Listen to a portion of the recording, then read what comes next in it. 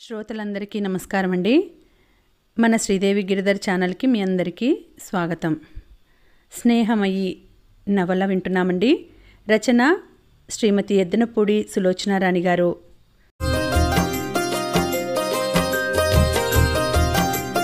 ఈ పెళ్ళి మీ అక్కయ్యకి ఇష్టం లేదు, నాకిష్టం లేదు. ఒకసారి ఇలాగే ఎవరికీ ఇష్టం లేని పెళ్లి చేసుకుని నలుగురిలో నవ్వుల పాలు అయ్యావు. మళ్ళీ అదే తప్పు చర్విత చర్వణం అవుతోందంటే నీకు అసలు జ్ఞానం లేదన్నమాటే. పెద్దదాన్ని, అనుభవంతో నా తల పండింది. నీకు సౌమ్యంగా చెప్తున్నాను. నువ్వు పెళ్లి చేసుకోవాలని అనుకుంటే నువ్వు అనుసరించే పద్ధతి ఇది ఏమాత్రం కాదు. ఆవిడ ఫైల్స్ సర్ది బీరువాలో తీసుకెళ్లి పెడుతూ అంది. ప్రసాద్ చకితుడైనట్లు చాలాసేపు అలాగే నిలబడిపోయాడు. ఆ తర్వాత మెల్లగా అక్కడి నుండి కదిలి వెళ్ళిపోయాడు. అతను సేవాసదనం నుంచి సరాసరి ఇంటికి రాలేదు. అతని మనసు నిశ్శబ్దంగా మౌనంగా ఉంది. అందులో ఘర్షణ లేదు. ట్యాంక్ బండ్ దగ్గర బెంచి మీద కూర్చున్నాడు. ఎదురుగా నీళ్లు అస్తమిస్తున్న సూర్యకిరణాలతో ఆటలాడుతూ చేపపిల్లలు కదులుతూ మిలమిలలాడుతున్నాయి. అతని మనసులో మాటిమాటికి కనకమణి అన్న ఒకే మాట పదే పదే ప్రతిధ్వనిస్తోంది. శారద నీ భార్య అయితే నీ ఒక్కడికే ఉపయోగపడుతుంది. ఈ సేవాసదనంలో ఉంటే కొన్ని వందల మంది అనాథలకి ఉపకారం జరుగుతుంది. నిజమే, ఆవిడ ఎంత బాగా చెప్పింది. శారద అభిమానం, ఆత్మీయత తన ఒక్కడికే పరిమితం కాకూడదు. శారద మనసులో ఉన్న ఆత్మీయత ఈ భూమిని ఆవరించుకున్న గాలి, వెలుగు, నీరులా అందరికీ చెందాలి. శారద తనకి స్వంతం కానవసరం లేదు. కానీ శారదకి తను దగ్గర కావచ్చు. ప్రసాద్ ఆ తర్వాత శారదని ముఖాముఖి కలవడానికి చాలాసార్లు చాలా ప్రయత్నం చేశాడు. కానీ ఫలించలేదు. 1-2 సార్లు సేవాసదనానికి ఫోన్ చేశాడు. ఫోన్ మోగిన ప్రతిసారి కనకమనే తీసింది. హలో అన్న అతని స్వరం వినగానే ఫోను టక్కున మూతపడేది. ఉత్తరం రాద్దామా అని ఆలోచించాడు. కానీ అది శారదకి సరాసరి చేరుతుందనే నమ్మకం లేకపోయింది. రోజులు గడిచిన కొద్దీ శారదని కలవడం అసంభవం అనే విషయం అతనికి స్పష్టంగా అర్థం కాసాగింది. రాను శారద వైపు నుంచి తనని గుర్తు చేసుకున్నట్లుగా ఏ చిన్న సంఘటన జరగకపోవడంతో శారద తనని మర్చిపోయిందా అనే అనుమానం రాసాగింది. పిల్లల్ని సేవాసదనం పంపించాడు. వాళ్ళు తిరిగి వచ్చారు. శారద సేవాసదనంలో లేదట. ఎక్కడికి వెళ్ళిందో తెలియదట.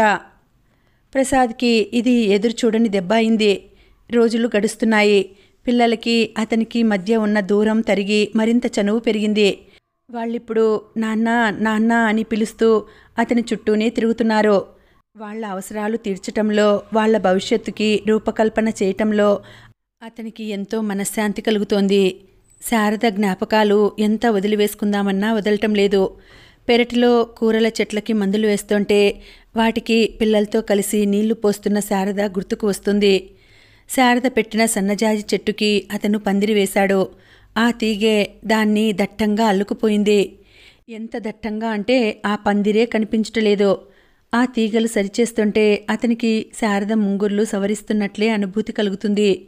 ఈ ఇంట్లో శారద చాలా రోజులు ఉంది.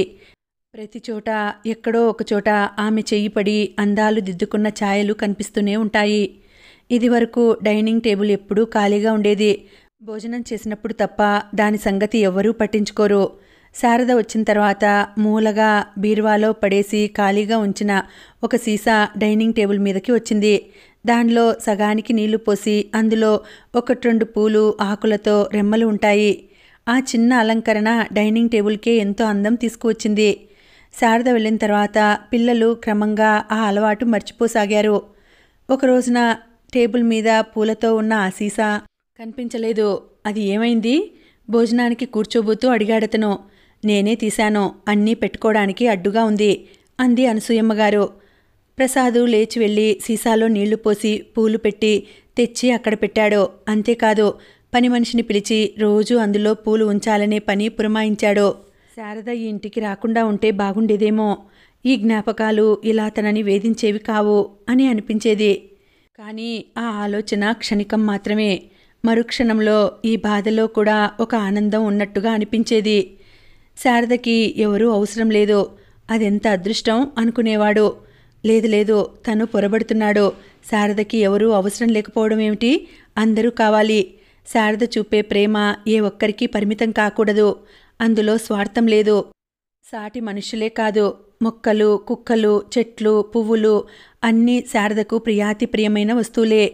ఈ ప్రపంచంలో ప్రతి మనిషి అలా నిస్వార్థంగా, నిష్కపటంగా ఉంటే ఎంత బాగుంటుంది. కానీ అది అందరికీ సాధ్యమవుతుందా? శారద అతని గదిని ఎంతో శ్రద్ధగా సర్దేది. గదిలో మంచం మీద పడుకుంటే అతనికి అదే గుర్తుకు వస్తోంది. పక్క మీద 2 రోజులకో దుప్పటి మారి ఎప్పుడు చూసినా నీట్గా తెల్లగా ఉండేది. పుస్తకాలు ఎక్కడికక్కడ ఎంతో జాగ్రత్తగా అమర్చినట్లుగా ఉండేవి. శారదతో పాటే ఆ క్రమశిక్షణ, పరిశుభ్రత వెళ్ళిపోయినాయి. కవితకి, కల్పనకి ఎప్పుడూ తమ శరీరం మీద తమకి ఉన్న శ్రద్ధ, మోజు ఇంటి మీద ఉండనే ఉండవు. వాళ్ళకి సినిమాల కబుర్ల మీద ఉన్న ఆసక్తి ఇంక దేని మీద లేదు. ఒకసారి అతను ఇంటికి వచ్చేసరికి ముందు గదిలో పుస్తకాలు చెల్లాచెదురుగా ఉన్నాయి. కాఫీ తాగిన కప్పులు అక్కడే ఉన్నాయి. అవతల గదిలో ఇద్దరు వేణుగోపాల్తో కూర్చొని కబుర్లు చెప్తున్నారు. కవిత, కవిత అంటూ పిలిచాడు. ఏమిటి అంటూ వచ్చింది. ఈ గదిలో ఏమిటిదంతా? ఆ కప్పులేమిటి? కాస్త తీయించకూడదు? కవిత ఆకాశం ఊడిపడినంత ఆశ్చర్యంగా చూసింది. ఏమిటి, ఈ మధ్య ఈ ఇంటి మీద నీకు ఇంత శ్రద్ధ పట్టుకుంది? అంది ఆరా తీస్తున్నట్టుగా. ఇంకో మాట మాట్లాడితే ఇక సంభాషణ కుతర్కంలోకి దిగుతుంది. అది ఘర్షణకు మారుతుంది. ప్రసాద్ అక్కడి నుండి వెళ్ళిపోయాడు. తనే పని మనిషిని పంపించి ఆ కప్పులు తీయించాడు. ఆ పుస్తకాలన్నీ తనే సర్దాడు. అతను పుస్తకాలు చదవడంలో, రికార్డు వినటంలో తన మనసు లీనం చేసుకోవడానికి ఎంతో ప్రయత్నిస్తున్నాడు. కానీ సాధ్యమే కావటం లేదు. రికార్డ్స్ తీసిపెట్టి అది వింటుంటే హఠాత్తుగా శారద కాఫీ కప్పుతో నిలబడినట్టే ఉంటుంది. శారద చెప్పిన తర్వాతనే అతను సుబ్బలక్ష్మి, మీరాబాయి భజన్లు కొనుక్కున్నాడు. ఆ రోజు అతనికి ఇంకా బాగా గుర్తుంది. షాపు నుంచి తను ఆ రికార్డ్స్ కొని ఇంటికి వచ్చాడు. తన చేతిలో వాటిని చూడగానే శారద చిన్నపిల్లలా సంబరపడిపోయింది. అప్పటికప్పుడు వాటిని పెట్టి వింది. ఆ పాటలు వింటూ క్షణంసేపు వెనక్కి తల ఆనించి కళ్ళు మూసుకుంది. ఆ సంగీతం ఆస్వాదించటంలో శారద పొందుతున్న తన్మయత్వం అతనికి విచిత్రంగా, కుతూహలంగా అనిపించసాగింది. ఆ అమ్మాయి మనసు పాలలాంటి స్వచ్ఛతతో ఉంది. ఆ అమ్మాయి పొందే ఆనందం అతనికి మరీ మరీ చూడాలని అనిపించింది. తర్వాత తనకి తెలియకుండానే శారదకి ఇష్టమైన పనులు చేసేవాడు. ఆ కళ్ళల్లో కృతజ్ఞత, ఆనందం తను తెలియచేస్తున్నానని కూడా తెలియకుండా మూగగా వాటిని ప్రదర్శించే తీరు అతనికి చాలా హాయిగా ఉండేది. ఆడపిల్లలంటే ఇలా ఉండాలి అనిపించేది. శారదను చూస్తుంటే, శారదతో మాట్లాడుతుంటే ఒక అనిర్వచనీయమైన ఆనందం కలుగుతుంది. శారదతో ఎన్ని గంటలు మాట్లాడినా మానసికంగా ఎలాంటి ప్రలోభమైన ఆలోచన కలగదు. ఈ ప్రత్యేకత ఆమె వ్యక్తిత్వంలోనిది. ప్రసాద్ మనసులో బలవంతంగా అతను తెచ్చిపెట్టుకున్న విచక్షణ జ్ఞానం తెగిన గాలిపటంలా నేలకూలింది. శారద కావాలి తనకి. శారదకి తను దగ్గరవుతూ ఉండాలి. శారద సమక్షంలో తను అనుక్షణం సేద తీరాలి. ఎలా ఎలా? ఇదే అతనికి జవాబు దొరకని ప్రశ్న అయిపోయింది. ఏరా ప్రసాదు, ఏం చేస్తున్నావు? అనసూయమ్మగారు లోపలికి రావటంతో అతను లేచి కూర్చున్నాడు. ఇదిగో నీకు ఉత్తరం వచ్చింది, వేణు వ్రాశాడు అంటూ ఆవిడ అందించింది. ప్రసాదు దాన్ని అందుకున్నాడు. అతను ఆశించినట్టు ఆవిడ ఉత్తరం ఇవ్వగానే వెళ్ళిపోలేదు. ప్రసాదు, నీతో మాట్లాడాలిరా నేను అంటూ కూర్చుంది. ఏమిటక్కా చెప్పు. నా మనసు నువ్వు ఎప్పుడు అర్థం చేసుకుంటావో నాకు అర్థం కావడం లేదు. పెళ్లి సంగతిగా నువ్వనేది? ఆవిడ అవునన్నట్టు చూసింది. నీకు నేను ఎప్పుడో జవాబు చెప్పాను. కవిత, కల్పనలతో నా స్వంత చెల్లెలలా కలిసిమెలిసి మెలిగాను. నువ్వు ఈ విషయం ఎత్తినప్పుడల్లా నాకు చాలా బాధగా ఉంటుంది. మన వాళ్ళు ఎంతమంది మేనమామలు, మేనకోడళ్ళని చేసుకోవటం లేదు?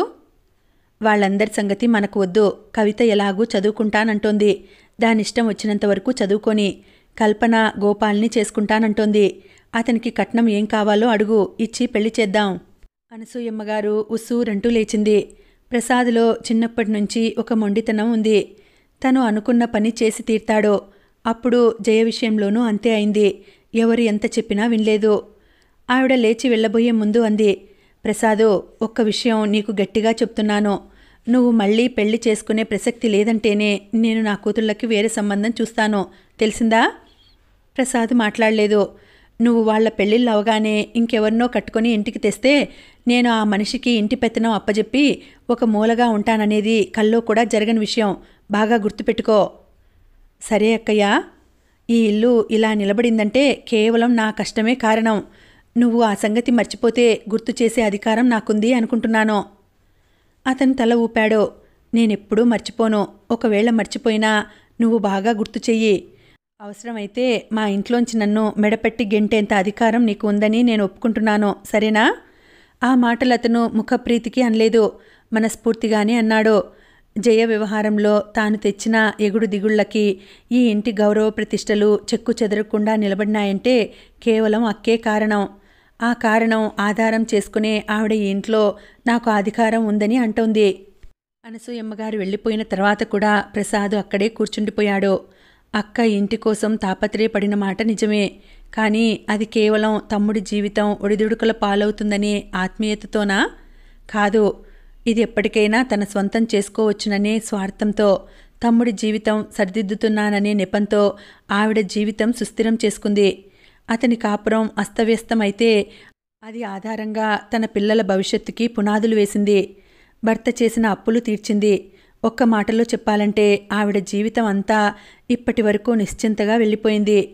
జయ ఒక రకంగా అతని జీవితం పిండుకోవాలని చూస్తే అక్క మరో రకంగా ఆ పని చేసింది. అటు జయకి ఇటు అక్కకి కూడా తన డబ్బు మీదనే ధ్యాస. జయ స్వార్థం లోకం కళ్ల ముందు సుస్పష్టంగా బయటపడింది. అనసూయమ్మగారిది బయటపడలేదు. అంతే తేడా. అతను ఇంకొకరిని పెళ్లి చేసుకోకూడదట. ఆవిడ ఎంత ఖచ్చితంగా చెప్తోంది. ఏం తప్పు చేశాడని తను ఇంత చిన్న వయసులోనే వయసుకు మించిన అనుభవంతో జీవితం శూన్యం చేసుకోవాలి? అక్కకి నిజంగా తన మీద ప్రేముంటే తనకిష్టమైన శారదని తెచ్చి పెళ్లి చేసి ఉండేది. తన చుట్టూ ఉన్నవారందరూ అందరే ఒట్టి స్వార్థపరులు. జయని చేసుకోవటం తన తప్పే. ఆ తప్పుకి తగిన శిక్ష అనుభవించాడు. అక్కడితో ఆ ప్రకరణం ముగిసిపోకూడదా? చెట్టుని నరికితే మళ్ళీ కొత్త చిగుళ్ళు వస్తాయి. అవి శాఖోపశాఖలుగా విస్తరిస్తాయి. ఒకనాటికి అది ఒకసారి పడిపోయిన చెట్టు అని కూడా ఎవరికీ గుర్తుండదు. మనిషి జీవితం కూడా అలాగే ఉండాలి. ఈ జీవితం ఎక్కడా ఎవరికోసమూ ఆగిపోకూడదు. తన స్నేహితుడు విక్రమ్ ఉన్నాడు. అతను భార్య ఎంత అన్యోన్యంగా ఉండేవాళ్ళు. వాళ్ల సంసారం చూస్తే ఎంతో చూడముచ్చట వేసేది. వాళ్ల అనురాగం చూడలేక దేవతలు ఈర్ష్యపడ్డారా అన్నట్లుగా ఆమె కలరా తగిలి మరణించింది. అతడు ఏమైపోతాడోనని తాను భయపడ్డాడు. కానీ చిత్రంగా అతను ఏమీ కాలేదు. 6 నెలలు తిరగకుండానే ఇంకో అమ్మాయిని పెళ్లి చేసుకున్నాడు. ఆ అమ్మాయితో కూడా అతను సుఖంగానే ఉన్నాడు. ఏమిటి ఈ విలువలు? అది విపరీతంగా ఏమీ లేదు. ఏ విషయానికైనా దాని విలువ మనం చూసే దృక్పథంలో ఉంటుందా అనిపిస్తుంది. ప్రసాదు పరధ్యాసగా చేతిలో ఉత్తరం అటు ఇటు తిప్పుతుండగా అతని దృష్టి దానిమీద పడింది. వేణు ఫారెన్ నుంచి రాశాడు. అయ్యో, ఇంతవరకు గమనించనే లేదు అనుకుంటూ చించి చూశాడు. అందులో ఇలా ఉంది: ప్రసాదు, మేం క్షేమం, నువ్వు క్షేమం అని తెలుస్తాను. నీ ఆరోగ్యం బాగా చక్కబడిపోయిందని, మళ్ళీ మామూలుగా అయ్యావని మన పాండు చెప్పగా విని చాలా సంతోషించాను. జీవితం అంటే మిట్టపల్లాలమయం. ఎక్కుతూ దిగుతూ ఉండాలి. దేనికి ఎక్కువ ప్రాధాన్యత ఇవ్వకూడదు. జీవించడమే మన వంతు అనుకో. ఏదైనా నువ్వు ఆరోగ్యం పొంది మళ్ళీ మామూలు మనిషి అయినందుకు ఆ భగవంతుడికి ధన్యవాదాలు అర్పిస్తున్నాను. నీకిప్పుడు ముఖ్యంగా వ్రాసేదేమంటే, మా పిన్నత్తగారు ఒక ఆవిడ హైదరాబాదులో ఉంది. ఆవిడకు బొత్తిగా ఒంట్లో బాగాలేదు. పెరాలసిస్ స్ట్రోక్ వచ్చిందని మమ్మల్ని వెంటనే రమ్మని ఉత్తరం రాసింది. నా ఉద్యోగరీత్యా ఇప్పుడు ఇండియా రావటం నాకు వీలవదు. ఆవిడకి ఎవరూ లేరు. బాగా ఆస్తి ఉంది. అది మాకే వస్తుంది. ఈ సమయంలో ఆవిడకి అండగా ఉండాల్సిన బాధ్యత మాది అనుకో. కానీ ఒక 20 రోజుల వరకు నాకు రావటానికి వీలు కాదు. నువ్వు వెళ్ళి కాస్త ఆవిడ మంచి చెడ్డలు కనుక్కోవలసిందిగా అర్థిస్తున్నాను. వీలైనంత త్వరలో మేం వస్తాం. మేం వచ్చే వరకు నువ్వు ఆవిడని కనిపెట్టి చూడవలేను. నువ్వు ఈ ఉపకారం మాకు తప్పక చేస్తావని నమ్ముతున్నాను. నువ్వు వెళ్ళి ఆవిడని చూసి వెంటనే పరిస్థితి అంతా నాకు ఉత్తరం రాయగలవు. ఈ ఆపద సమయంలో నువ్వు తప్ప నాకింకెవరూ దిక్కు కనిపించలేదు. నీ రుణం ఏదో విధంగా తీర్చుకోగలను. ఇట్లు నీ వేణు. ఆ ఉత్తరం చదవటం పూర్తయ్యేసరికి ప్రసాద్ పెదవుల మీద చిరునవ్వు కదిలింది. ఈ ప్రపంచంలో ప్రతి వ్యక్తికి డబ్బుపైన ఆకాంక్షే. ఆవిడకి డబ్బు లేకపోయినట్టయితే అలా సుస్థిగా ఉందని రాస్తే వేణు పట్టించుకుంటాడా? అసలు జవాబు రాస్తాడా? ఆ డబ్బే అతని ఇలా తాపత్రయపడేటట్టు చేస్తోంది. చిచి, అందరూ డబ్బు మనుషులే. అందరూనా? ఊహూ, ఈ ప్రపంచంలో డబ్బుని తృణప్రాయంగా చూసేవారు కూడా ఉన్నారు. అతని కళ్ళెదుట చిరునవ్వుతో శారద సాక్షాత్కరించింది. అదిగో మళ్ళీ శారద జ్ఞాపకమే. ఏ విషయం ఆలోచించబోయినా అది శారదకి అన్వయించాలని అనిపిస్తుంది. అతను లేచి బట్టలు మార్చుకుని వేణు రాసిన కవరు జేబులో పెట్టుకుని బయలుదేరాడు. ఆదర్శ్ నగర్లో వెంకటేశ్వర స్వామి గుడి పాదాల చెంత ఉన్నట్టుగా ఉన్న వరుసలో ఆఖరి ఇల్లు. అది పైకి రంగు వెలిసి పాతబడిన భవనంలా ఉన్నా అడుగు పెట్టగానే ఐశ్వర్యం చిహ్నాలు కనిపిస్తున్నాయి. ఇంటి వరండాలో నడివయసు దాటిన ఆయన కుర్చీలో కూర్చొని పేపర్ చూస్తున్నాడు. ప్రసాద్ ఆయన్ని ఆ ఇంటావిడ పేరు గురించి అడిగాడు. ఆయన తల ఊగిస్తూ క్రింది భాగంలో తాము అద్దెకుంటున్నామని, పై భాగంలో ఆవిడ ఉంటుందని చెప్పాడు. పైకి వెళ్లే మెట్లు ఆ ఇంటిలో నుంచే ఉన్నాయి. ఆయన చూపిన దారి వెంట మెట్లెక్కి పైకి వెళ్ళాడు. అతనికి ప్రయాస లేకుండానే వరండా దాటగానే కనిపించిన గదిలో ఆవిడ సుస్థిగా పడుకొని కనిపించింది. ప్రసాద్ ఆవిడకి దగ్గరగా వెళ్ళాడు. కుర్చీ లాక్కొని కూర్చుని వేణు ఉత్తరం రాసిన సంగతి చెప్పాడు. ఆవిడ నోటి మాట కూడా పోయింది. అన్నీ కుడి చేత్తో కళ్లతోనూ సైగలే. మీకు ఏం కావాలన్నా నేను చూస్తాను, మీరు ధైర్యంగా ఉండండి అన్నాడు. ఆవిడ కళ్ళల్లో నీళ్లు తిరిగినాయి. ఇంతలో డాక్టర్ లోపలికి వచ్చాడు. ఆయన వెంట ఇంత క్రితం క్రింద కనిపించిన ఆయన ఉన్నాడు. వాళ్ల వెనక మరో యువతి లోపలికి వచ్చింది. గదిలో చీకట్లు కమ్ముకుంటున్నాయి. అద్దెకున్నాయన డాక్టర్కి ప్రసాద్ని వేణు స్నేహితుడిగా పరిచయం చేశాడు. డాక్టర్తో మాట్లాడుతున్న ప్రసాదు వారి వెనక నుంచి వచ్చి ఆమె తలవైపు వెళ్లిన యువతిని సరిగ్గా గమనించలేదు. అద్దెకున్నాయన చీకటి పడింది అంటూ లైట్ వేశాడు. గుమ్మం దగ్గర నుంచి రోగి ఉన్న మంచం దగ్గరికి డాక్టర్ గారితో పాటు వస్తూ ఉన్న ప్రసాద్ గోడ దగ్గర ఆవిడ తలవైపు నిలబడి ఉన్న వ్యక్తిని చూడగానే నిశ్చేష్టుడయ్యాడు. శారదా? అతని పెదవులు అస్పష్టంగా కదిలినాయి. కానీ శారద అతని వైపే చూడటం లేదు. డాక్టర్ గారు రోగికి ఇంజెక్షన్ ఇవ్వటంతో ఆవిడని పట్టుకోవడంలో సహాయం చేస్తోంది. డాక్టర్ గారు శారద ఆ ఇంట్లో బాగా అలవాటైనట్టుగా చెప్పేస్తున్నాడు. చూడమ్మా, ఈ మందులు గంటకి ఒక్కొక్కటి చొప్పున వేయాలి. ఈ క్యాప్సిల్స్ రేపటి నుంచి 2 కంటే ఎక్కువ వాడొద్దు. ఆవిడ నిద్రపోకపోతే రాత్రికి ఈ మందు వెయ్యి. అలాగే డాక్టర్, సరే అని తల ఊపుతూ శారద ఆ మాటలను శ్రద్ధగా వింటోంది. ఇంజెక్షన్ ఇచ్చిన తర్వాత డాక్టర్ గారు 10 నిమిషాలు పైగానే ఉన్నారు. కానీ శారద ప్రసాద్ వైపు కన్నెత్తి చూడలేదు. అపరిచిత వ్యక్తిలా ఉండిపోయింది. అద్దెకున్న ఆయన శారదతో, చూడమ్మా శారదా, ఈయన భవానీ ప్రసాద్ అని, ఆవిడ బంధువులు ఫారెన్లో ఉన్నారన్నానే, వాళ్ళకి స్నేహితులట. ఈ పూట నుంచి ఈవిడ సంరక్షణ భారం నాకు తగ్గింది. ఇక నుంచి ఈయనే చూసుకుంటారు అన్నాడు. శారద ప్రసాద్ కేసి చూసి నమస్కరించింది. అప్పుడే ప్రప్రథమంగా చూస్తున్నట్టుగా ప్రసాదు తిరిగి నమస్కరించాలనే ధ్యాస కూడా లేనట్టుగా చూస్తున్నాడు. ప్రసాద్ గారు, ఈ అమ్మాయిని నేనే ఏర్పాటు చేశాను. శారద అని ఇందిరా సేవా సదనంలో ఉంటుంది. కనకమ్మని గారని ఆ సేవా సదనం చూసి ఆవిడ నాకు బాగా తెలుసులేండి.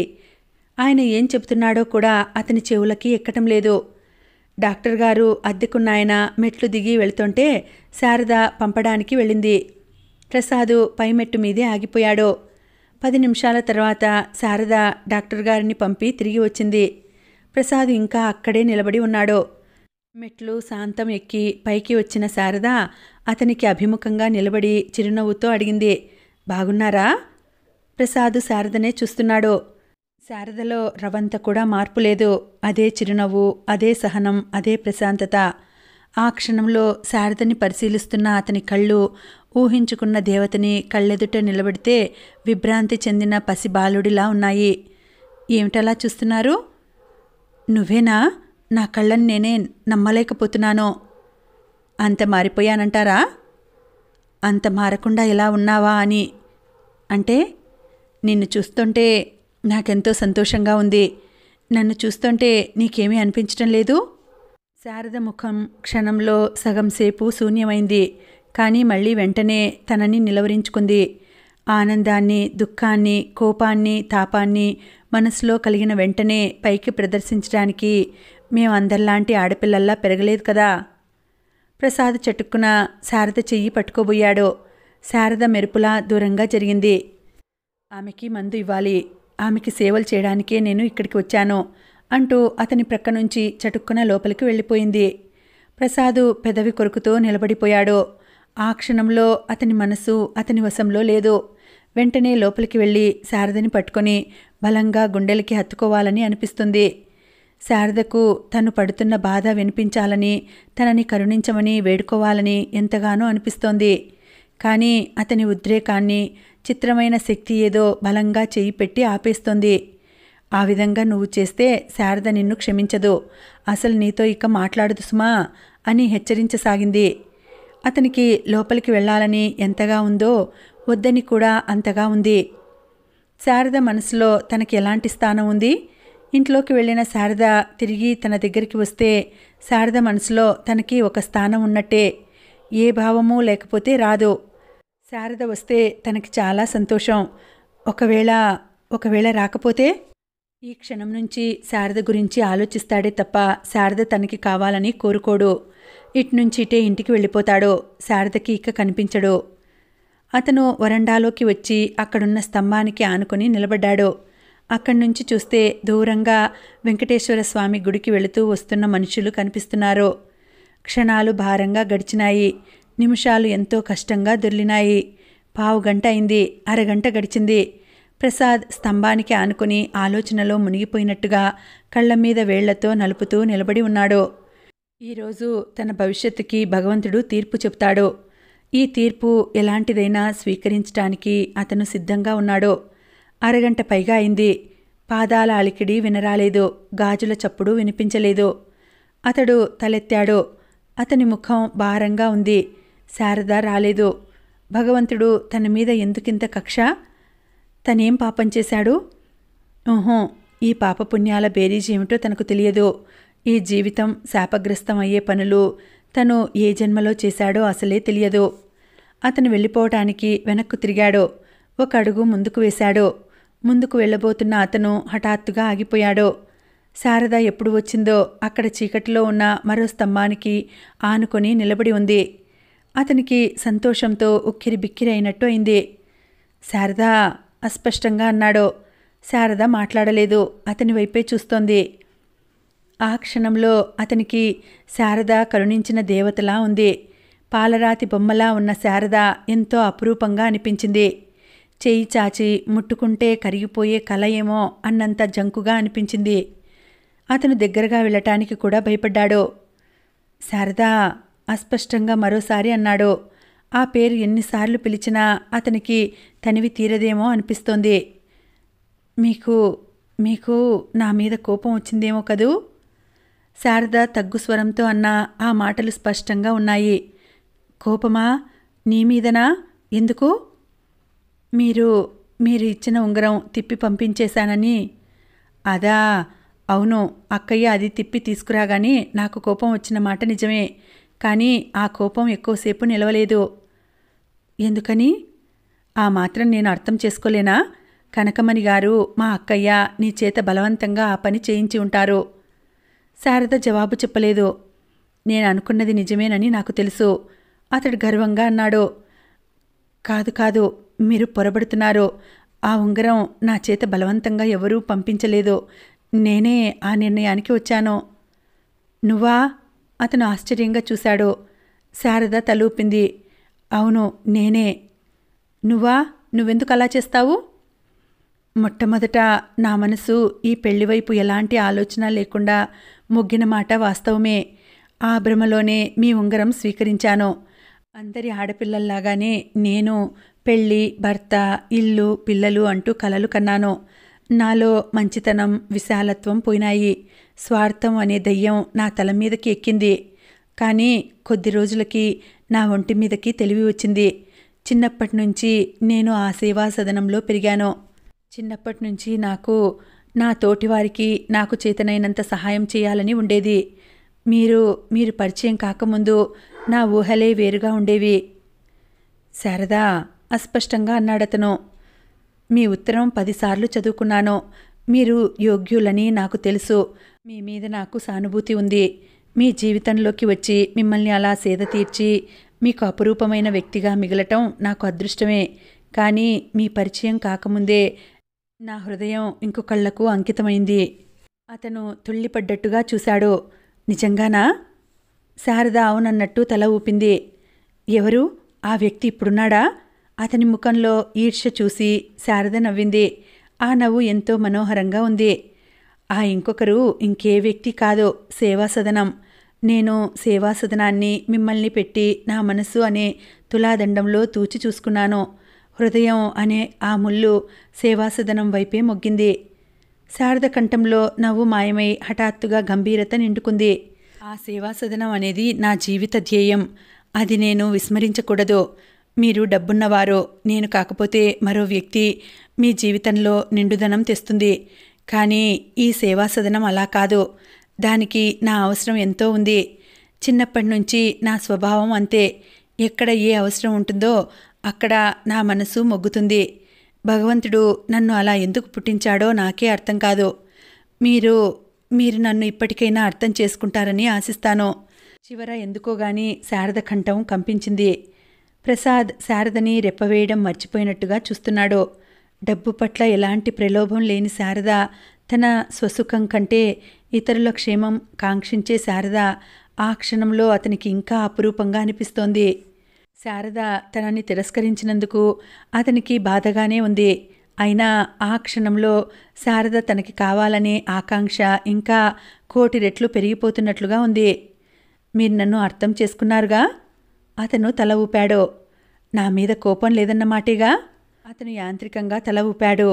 ఆ క్షణంలో ఆమె ఏమి అడుగుతోందో, తనేం చెబుతున్నాడో అతనికి ధ్యాసే లేదు.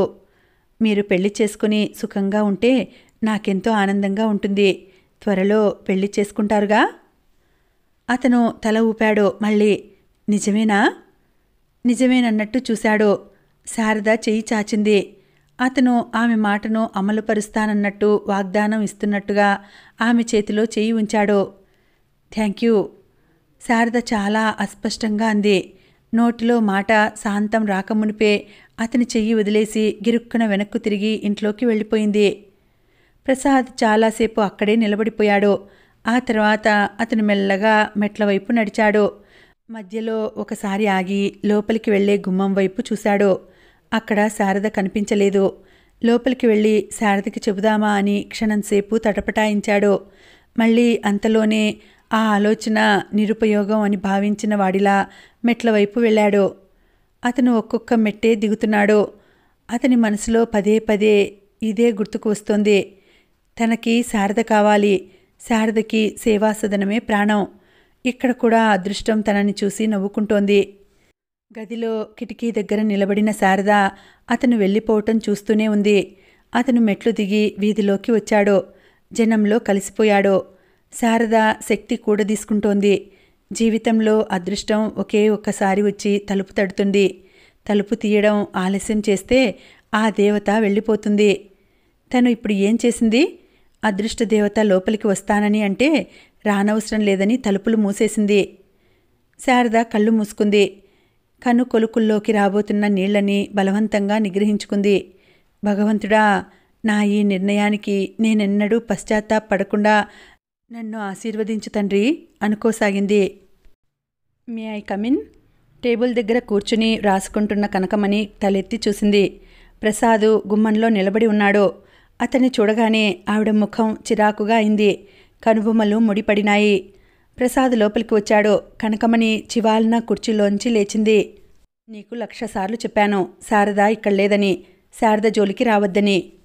ఆవిడ ఆగ్రహానికి అతను కించిత్తు కూడా తికమక పడలేదు. నేను శారద కోసం రాలేదు. మీతో 2 నిమిషాలు మాట్లాడటానికి వచ్చాను. భయపడకండి, కూర్చోండి. నేను మిమ్మల్ని ఇబ్బంది పెట్టడానికి రాలేదు. తాపీగా అంటూ వచ్చి కుర్చీ లాక్కుని కూర్చున్నాడు. అతని చొరవకి ధైర్యానికి విస్తుపోతున్న దానిలా చూస్తూ కనకమణి కూర్చుంది. ప్రసాదు చేతిలో ఉన్న కాగితాలు కనకమణి ముందు పడేశాడు. ఒక్కసారి వీటిని చదివి చూడండి. ఏమిటవి? చదవండి, మీకే తెలుస్తుంది. కనకమణి కళ్ళజోడు సరిచేసుకుని వాటిని శ్రద్ధగా చదవసాగింది. చదువుతున్న కొద్దీ ఆమె ముఖంలో చిరాకు మాయమై దాని స్థానంలోకి సంభ్రమం, పట్టసఖ్యం గాని ఆశ్చర్యం ముప్పిరి కొనసాగినాయి. చదవటం పూర్తి కాగానే పట్టరాని ఆనందంతో ఆ కాగితాల వైపు ప్రసాద్ వైపు మార్చి మార్చి చూసింది. ప్రసాద్ మాత్రం ఆవిడ ఆశ్చర్యాన్ని గమనించే స్థితిలో లేడు. టేబుల్ మీద పేపర్ వెయిట్ని చేతితో తిప్పుతూ ప్రధ్యాసగా ఆలోచిస్తున్నాడు. ఈ దస్తావేజు చూస్తే నా మతిపోతోంది. నీ ఆస్తినంతా మా సేవా సదనానికి వ్రాస్తే మీ వాళ్ళు ఊరుకుంటారా? నీ పిల్లలు ఏమైపోతారు? అంది. వాళ్ళకి చేయాల్సిన ఏర్పాట్లు చేస్తాను. మరి మీ అక్కయ్య? ఇది నా ఆస్తి, నా ఇష్టం. ఇందులో ఎవరి పెత్తనమూ లేదు. నీకసలు ఈ ఆలోచన ఎందుకు వచ్చింది? ఆ డబ్బు నా దగ్గర కంటే ఈ సేవా సదనంలో ఉంటే 10 మంది అనాథలకి ఉపయోగపడుతుంది కదా అని అనిపించింది. నీదెంత గొప్ప మనసు ప్రసాద్. నిన్ను నేను అర్థం చేసుకోలేకపోయాను. ఏదేదో అన్నానో. నేను నీకంటే పెద్దదాన్ని. నిన్ను క్షమార్పణ కోరకూడదు. అది సంతకం పెట్టి రిజిస్టర్ చేయించేసేయి. కొంతమంది నీ పేరు చెప్పుకొని కమ్మగా భోజనం చేస్తారు. అసలు నన్ను అడిగితే ఇలాంటి సేవా సదనాలకి గవర్నమెంట్ కంటే మీలాంటి ప్రైవేట్ వ్యక్తులే ఎక్కువ చేయూత ఇవ్వాలి. సంఘంలో మిగతా డబ్బున్న వాళ్ళకి నువ్వు ఆదర్శం కావాలని కోరుకుంటున్నాను. ఆవిడ అలవాటు చొప్పున ఉపన్యాస ధోరణిలో మాట్లాడేస్తోంది. ప్రసాద్ పేపర్ వెయిట్ చూస్తూ నిదానంగా స్పష్టంగా చెప్పాడు. ఆ కాగితాల మీద ఇప్పుడే మీ ముందే సంతకం పెడతాను. రేపే నా ఆస్తినంతా అందులో వ్రాసిన విధంగా ఈ సేవా సదనానికి రిజిస్టర్ చేస్తాను. కానీ ఒక్క షరతు. చెప్పు, ఏమిటది? అతను ఆవిడ వైపు నిశితంగా చూస్తూ చెప్పాడు. నేను శారదని పెళ్లి చేసుకోవాలి. శారదతో పాటు నేను కూడా నా శాయశక్తులా ఈ సేవా సదనానికి సేవ చేస్తాను. ఈ పెళ్ళి అయినప్పటి నుంచి దీని బాధ్యతని శారదతో పాటు నేను కూడా సమంగా పంచుకుంటాను. మీరు సెక్రటరీగా ఉండండి. నాకేం అభ్యంతరం లేదు. కనకమణికి మొట్టమొదట అతను చెబుతున్నదేమిటో అర్థం కాలేదు. తర్వాత ఆవిడకి అర్థమైంది. అర్థమైన కొద్దీ ఇంకో విషయం కూడా ఆవిడకి సుస్పష్టంగా తెలిసి రాసాగింది. ప్రసాద్ శారదని పెళ్లి చేసుకోవడానికి ఈ మార్గం ఎన్నుకున్నాడు. ఆ అమ్మాయికి చేరువ అవటం కోసం తనకి ఉన్నదంతా వదులుకుంటున్నాడు. ఆవిడ చెప్పింది. ప్రసాద్, నువ్వు శారద కోసం ఆస్తిని పోగొట్టుకోవడం నాకేం బాగాలేదు. నీ ఆలోచన సరైంది కాదని హెచ్చరించే చనువు, అధికారం నాకున్నాయి అనుకుంటాను. ప్రసాద్ నవ్వాడు. ఆస్తి పోగొట్టుకుంటున్నానని మీరనుకుంటున్నారు. కానీ నేను పొందుతున్నది ఎంత విలువైనదో మీకు చెప్పినా అర్థం కాదు. నువ్వు బాగా ఆలోచించుకున్నట్టేనా? బాగా ఆలోచించాను. అక్కకి తెలుసా? తెలియదు. శారదతో నా పెళ్ళి అయ్యే వరకు ఇది మీకు, నాకు, శారదకి తప్ప ఇంకెవరికీ తెలియకూడదు అనుకున్నాను. కనకమణి తల పంకించింది. అనసూయమ్మ గారికి తెలిస్తే ఈ పని సానుకూలపడదని ఆవిడకి బాగా తెలుసు. ప్రసాద్ ఏ కారణంగా ఈ పని చేసినా దీని ద్వారా ఈ సేవా సదనానికి చాలా లాభం కలుగుతోంది. అది ఆవిడకి ఆనందదాయకమైంది. ఒక్క నిమిషం ఉండు, శారద లోపల ఉంది, పిలుచుకొని వస్తాను అంటూ లోపలికి వెళ్ళింది. క్షణం క్రితం శారద లేదు అన్న పెద్ద మనిషి ఇప్పుడు ఆ మాటే గుర్తులేనట్టుంది. అరగంట తర్వాత ఆవిడ తిరిగి వచ్చింది. లోపలికి వెళ్ళు. శారదతో నీకు టీ ఇవ్వమని చెప్పాను. ఇక్కడ ఎవరైనా వస్తారు అంది. ప్రసాద్ లేచి కనకమణి వెళ్ళమని చెప్పిన గుమ్మం ద్వారా లోపలికి వచ్చాడు. శారద అక్కడ నిలబడి ఉంది. అతను శారద వైపు వచ్చాడు. శారద అతన్నే చూస్తోంది. శారదకి కనకమణి అంతా చెప్పినట్టుంది. ఆ కళ్ళల్లో నమ్మశక్యం కాని ఆశ్చర్యం కనిపిస్తోంది. శారదా పిలిచాడతను. శారద ఇంకా అలాగే చూస్తోంది. అతను నవ్వు తెచ్చిపెట్టుకుంటూ అన్నాడు. నువ్వు నా దగ్గరికి రానన్నావు. అందుకే నేను నీ దగ్గరికి వచ్చాను. నీకు పెళ్లి చేసుకుంటానని వాగ్దానం ఇచ్చానుగా, అందుకే పెళ్లి చేసుకుంటున్నాను. చెప్పు, ఇప్పటికైనా నీ మీద నాకెంత గౌరవం ఉందో నీకు తెలుస్తోందా? అతను చేయి చాచాడు. శారద మంత్రముగ్ధలా అతనికి దగ్గరగా వచ్చింది. 2 చేతులతో అతని చేతిని పట్టుకుంది. శారదని అతను దగ్గరకు లాక్కొని గుండెలకి అదుముకున్నాడు. సేవాసదనం కోసం నన్ను త్యాగం చేయటానికి సిద్ధపడ్డావు కదూ అన్నాడు. శారద హఠాత్తుగా అతని గుండెలకి తల ఆనించి ఏడవసాగింది. నిస్సహాయంగా ఉన్న ఆ ఏడుపులో అతనికి కావలసిన జవాబు దొరికింది. శారద తల నిమురుతూ అన్నాడు. కనకమణి నేను ఆస్తి పోగొట్టుకుంటున్నానని, నన్ను పిచ్చివాడినని అనుకుంటోంది. ఆవిడకేం తెలుసు ఈ పెళ్లి ద్వారా నేనెంత పొందుతున్నానో? నీ పక్కన ఉండి ఈ అనాథలకి నాకు చేతనైనంత సాయం చేయటంలో నా జీవితానికి ఒక అర్థం, పరమార్థం ఏర్పడతాయి అని భావిస్తున్నాను. శారద మాట్లాడలేకపోయింది. ఆ క్షణాలలో ఈ లోకం ఎంతో అందంగా, అద్భుతంగా కనిపించింది. ప్రసాద్కి శారదతో పెళ్ళి స్థిరపడిందనగానే అనసూయమ్మగారు శివం ఎత్తిన మనిషిలా అయింది. ప్రసాద్ ఆవిడకి ఒకే ఒక మాట చెప్పాడు. అక్కయ్య, నేను శారదని చేసుకోవాలని అనుకున్నాను, చేసుకుంటాను. నువ్వు ఏ గొడవ చేసినా ఈ పెళ్లి మాత్రం ఆగదు. అనసూయమ్మగారు ఏడవసాగింది. నిన్నప్పుడే ఆ పిచ్చాసుపత్రిలో వదిలేస్తే పీడా పోయేది. నాకీ బాధలేవి ఉండేవి కావు. ఆవిడ తిట్లు, శాపనార్థాలు అన్నింటినీ అతను మౌనంగా భరించాడు. అనసూయమ్మగారు ఊరి నుంచి వెంకట్రామయ్యని పిలిపించింది. ఆయన ప్రసాద్ని చెడామడా తిట్టాడు. నీకు పెళ్లి చేసుకోవాలని ఉంటే ఆడపిల్లలే కరువయ్యారా? ఆ దిక్కు ముక్కు లేనిదే కావాల్సి వచ్చిందా? అది ఎన్ని చేతులు మారిన రకమో. ఆయన నోటి మాట పూర్తి కానేలేదు. దవడయముక విరిగేట్టుగా ప్రసాద్ చేయి వచ్చి చెళ్ళున తగిలింది. మాటలు మర్యాదగా రానియండి, నోరు ఉంది కదా అని తెలిసి తెలియకుండా వాగవద్దు అన్నాడు. వెంకట్రామయ్య కళ్ళు నిప్పులు చెరిగాయి. నన్నే కొట్టేంత మొనగాడివయ్యావట్రా? అసలు ఈ పెళ్లి ఎలా జరుగుతుందో నేను చూస్తాను. నీ మక్కెలు విరగదని హాస్పిటల్లో పడేయిస్తా అంటూ మీదకి వెళ్ళాడు. అనసూయమ్మగారు ఆయన్ని చేయి పట్టి వెనక్కి లాగింది. మీరెందుకు హైరాణ పడతారు? వీడికసలు మతిలేదు. మళ్ళీ త్వరలోనే పిచ్చాసుపత్రికి వెళ్తాడులేండి. ఈ లక్షణాలన్నీ ఆ రకమే. ప్రసాద్ అతి కష్టం మీద కోపం నిగ్రహించుకున్నాడు. ఇన్నాళ్ళు వాడిని అన్ని విధాలా కనిపెట్టిన దాన్ని నేనేమీ చేయలేకుండా ఉన్నాను అంది. నువ్వు ఊరుకుంటే నేనెలా ఊరుకుంటానమ్మా? నా చెల్లెలి పిల్లలు లేరు? వాళ్ళకి వీడెలాంటి గతి పట్టిస్తాడో. అందుకే మీకు ఉత్తరం రాసి పిలిపించింది. నా బాధ్యత నేను తీర్చుకున్నాను అందావిడ. ప్రసాద్ వాళ్ళని చూస్తున్నాడు. ఇది వరకు అక్కకి ఆయనకి ఒక్క క్షణం పడేది కాదు. బద్ధశత్రువుల్లా పోట్లాడుకునేవారు. ఇప్పుడిలా ఇద్దరూ ఒక్కటయ్యి తన మీద దండయాత్ర చేస్తున్నారు.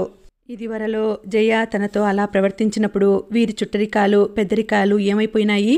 ఈ ఇద్దరిలో ఒక్కరు కూడా జయని ఎందుకు మందలించలేదు? మంచి మార్గాన పెట్టలేదు? జయతో తను అన్ని బాధలు పడ్డప్పుడు తనను చూసి అవహేళన చేశారే తప్ప ఒక్క మాట సానుభూతిగా మాట్లాడారా? ఛీఛీ, ఏం మనుషులు! వెంకట్రామయ్య పైపంచె తీసి దులుపుతూ అన్నాడు. సరే, ఆ పెళ్ళేదో ఏడిస్తే ఏడవమను, కానీ దాంతో పిల్లలు కనకూడదు. పెళ్లికి ముందే ఆపరేషన్ చేయించుకోవాలి నువ్వు. ప్రసాద్ ముఖం ఎర్రబడింది. షటాప్ కొట్టినట్టే అన్నాడు. నువ్వు ఆపరేషన్ చేయించుకోకపోతే ఈ పెళ్లి జరగనీయను. నేను ముందే చెప్తున్నాను. నువ్వు ఎవరితోనైనా కులుకు. నాకు కావాల్సిందల్లా నా చెల్లెలి పిల్లలకి అన్యాయం జరగకుండా ఉండటం. అది ఒక మాటే, కరెక్టే. నువ్వు దానికి ఒప్పుకోవాలరా ప్రసాదు అంది అనసూయమ్మగారు. ఆవిడ ఈ మాట అని ఇంకా నిప్పు వెలిగిస్తోందని ప్రసాద్ గ్రహించాడు. వెంకట్రామయ్య వెళ్ళి కనకమ్మనితో కూడా చెప్పాడు. అదంతా అతని ఇష్టం అంది ఆవిడ. ప్రసాదు శారద దగ్గరికి వచ్చాడు. అతన్ని చూస్తే శారదకి జాలేసింది. అదేం కర్మో, అతని జీవితం అడుగడుక్కి ఘర్షణమయమే. శారద, కనకమణి గారితో చెప్పాను. గురువారం నాడు బాగుందట. లగ్నం నిశ్చయం చేయించమని చెప్తాను అన్నాడు. మరి వాళ్ళు అడిగిన సంగతి? ఏ సంగతి? అదే వెంకట్రామయ్య గారు. శారద పైన చెప్పలేనట్టు జరిగింది. ప్రసాద్ ముఖం కందిపోయింది. ఈ విషయం నీ వరకు వచ్చిందన్నమాట. కనకమణి గారు చెప్పారు. ప్రసాద్ మాట్లాడలేదు. శారద అనునయంగా అంది. మీరు సందేహించకండి. మీరు నా వారు అయినప్పుడు మీ పిల్లలు నా వాళ్ళు కారా? వారు అడిగింది చేస్తే ఈ పెళ్లికి అడ్డురారు. మనకి పిల్లల కంటే మనం కలిసి ఉండటం ముఖ్యం కదా. శారదా, మీరు ఆపరేషన్ చేయించుకోండి. అతను హఠాత్తుగా శారదని దగ్గరికి తీసుకుని మెడవంపులో ముఖం దాచుకున్నాడు. శారదా, ప్లీజ్ ఆ మాట మాత్రం అనకు. నువ్వు కనకమణి గారి దృష్టిలో అందరి ఆడపిల్లల్లాంటి దానవు కాకపోవచ్చు, కానీ నా దృష్టిలో మాత్రం అందరి ఆడపిల్లల్లాంటి దానివే. ప్రతి ఆడపిల్ల ఏం కోరుకుంటుంది? పెళ్ళి అంటూ జరిగితే తన రక్తం పంచుకొని పుట్టే పిల్లలు తన వాళ్ళు తనకి కావాలని అంటుంది. ఆ ఆనందం నీకు ఇవ్వలేకపోతే నేను నిన్ను పెళ్లి చేసుకోవటమే అనవసరం. వాళ్ళు పెట్టిన షరతు ఒప్పుకునే కంటే నిన్ను చేసుకోకుండా తిరస్కరించడమే నాకు సులభం. నేనేం చెయ్యను? మీతో జరగబోయే పెళ్ళి నాకు ఎండమామే అవుతుందేమోనని భయం వేస్తోంది. అలాంటి భయం నీకేమీ వద్దు. నువ్వు నిశ్చింతగా ఉండు అన్నాడు అతను. శారద పెళ్లి ప్రసాద్తో ఆ సేవా సదనంలోనే క్లుప్తంగా జరిగింది. శారద తోటి పిల్లల ఆనందం చెప్పనలవి కాదు. కావలసినంత సందడి చేశారు. కనకమ్మని చివాట్లు కూడా వాళ్ళు లక్ష్య పెట్టలేదు. ప్రసాదు, శారద వాళ్ళందరికీ కొత్త బట్టలు ఇచ్చారు. పెళ్ళి 2 రోజులు ఉందనగానే వెంకటరామయ్య పిల్లల్ని తీసుకుని పల్లెటూరు వెళ్ళిపోయాడు. పెళ్లికి కనకమణి ఆహ్వానం మీద అనసూయమ్మగారు వచ్చింది. పెళ్లి జరగగానే పురోహితుడు సేవా సదనానికి ప్రసాదు ఇచ్చిన కానుకగా ఆస్తి వివరాలు చదువుతుండగా విని మూర్ఛపోయినంత పనైంది. కనకమణితో, కనీసం నువ్వైనా నాకు చెప్పలేదు, ఇదంతా నువ్వు ఆడిన నాటకమే అని 4 దులిపి పిల్లలు కాఫీ తాగండని అందిస్తున్నా వినకుండా లేచి వెళ్ళిపోయింది. శారద వచ్చి కనకమణికి నమస్కరించింది. ఆవిడ శారదని లేవనెత్తుతూ, శారదా, ప్రసాద్ని భర్తగా పొందగలిగిన నువ్వు చాలా అదృష్టవంతురాలివి. మీ ఇద్దరినీ ఈ సేవా సదనానికి ఆత్మీయులుగా పొందుతున్న ఈ పిల్లలు ఇంకా అదృష్టవంతులు. ఈనాటికి నా కళ నెరవేరింది. ఈనాటి నుంచి దీని బాధ్యత అంతా మీకు అప్పగిస్తున్నాను అంది. ఆ రోజంతా అక్కడ ఒక పండగలా జరిగిపోయింది. రాత్రయింది. గడియారం 11 గంటలు కొట్టింది. శారద ప్రసాదు పక్కన సొమ్మసిల్లినట్టుగా పడుకుని ఉంది. ప్రసాదు చేతులు శారద జుట్టుని నిమురుతున్నాయి. ఇద్దరి మనసులు శాంతి తీరం చేరుకున్నంత హాయిగా, నిశ్చింతగా, ప్రశాంతంగా ఉన్నాయి. ఇక్కడ వీళ్ళు పొందిన ఆనందం అనిర్వచనీయమైనది, అపురూపమైనది. శారద తల ఎత్తి తన గుండెల మీద ఆనించుకున్నాడతను. శారదా, నాకు పునర్జన్మ ఎత్తినట్టుగా ఉంది అన్నాడు. నాకు కూడా. శారద కళ్ళు చూస్తుండగానే చెమ్మగిల్లినాయి. అతని వైపు చూస్తూ అంది, మిమ్మల్ని పెళ్లి చేసుకోకపోయినా పర్వాలేదు అనుకున్నాను. అది ఎంత తెలివి తక్కువ, అమాయకమైన ఆలోచన. మిమ్మల్ని పెళ్లి చేసుకోకుండా ఉంటే నేను ఎంత విలువైన దాన్ని పోగొట్టుకునేదాన్నో ఇప్పుడు అర్థమవుతుంది అంది. అతను శారద తలని గుండెలకి అదుముకున్నాడు. ఇంతలో కాలింగ్ బెల్ గనగనలాడుతూ వినిపించింది. అతను టైం చూశాడు. ఇంత రాత్రివేళ ఎవరై ఉంటారు అన్నాడు. ఏమో, ఎవరో వచ్చిన వాళ్ళు మాత్రం ఏదో అవసరంతోనే వచ్చి ఉంటారు. శారద అతని చేతులను విడిపించుకుని లేచి వెళ్ళింది.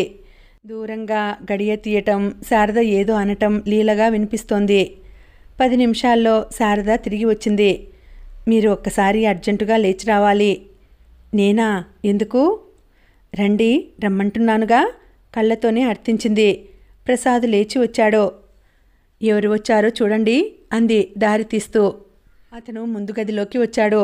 అక్కడ ప్రసాద్ పిల్లలు నిలబడి ఉన్నారు. వాళ్ళు ఊరి నుంచి వచ్చినట్టున్నారు. తలలు రేగి ఉన్నాయి.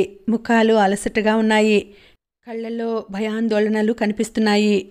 పెద్ద పాప అంటోంది, శారదా, మేము అనాథలం. చిన్న పాప చెప్పింది, మాకు అమ్మ లేదు, చచ్చిపోయింది.